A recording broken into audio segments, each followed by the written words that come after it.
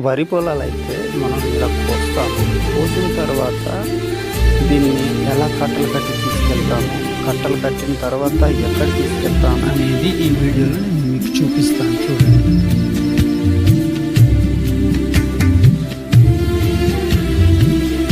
ఈ వీడియోలో పనిచేస్తున్న ప్రతి ఒక్కరు మా పెద్దమ్మలు, పిన్నిళ్ళు, మా వదనలు, మా మరదళ్ళు కోత అయితే కోస్తున్నారు. చూడండి.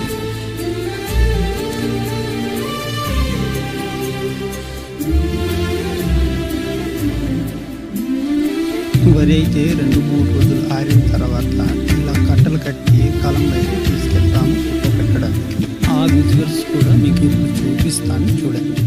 ఇదిగోనండి ఆ విజువల్స్. కుప్ప అయితే ఇలా నీట్గా పేరుస్తాము. పేర్చిన తర్వాత ఆ రోజు పని అయితే పూర్తి చేసేస్తాము. పూర్తి చేసిన తర్వాత కుప్ప పని అయితే గడ్డి ఏమైనా దాని మీద కప్పెట్టేసి ఆ రోజు పని పూర్తి చేసి దిగిపోతామండి.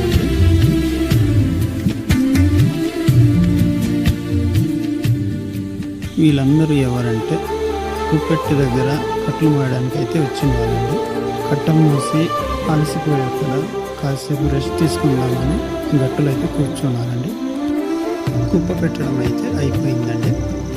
టైం కూడా అయిపోయింది కాబట్టి ఇప్పుడైతే 5:30 ఇలా అవుతుంది. అందరైతే ఇంటికి వెళ్ళిపోతున్నాము. మా వీడియో కనుక మీకు నచ్చినట్లయితే లైక్ చేసి, షేర్ చేసి, బెల్ ఐకాన్ మీద ట్యాప్ చేసి మా ఛానల్ని ఫాలో అవ్వండి.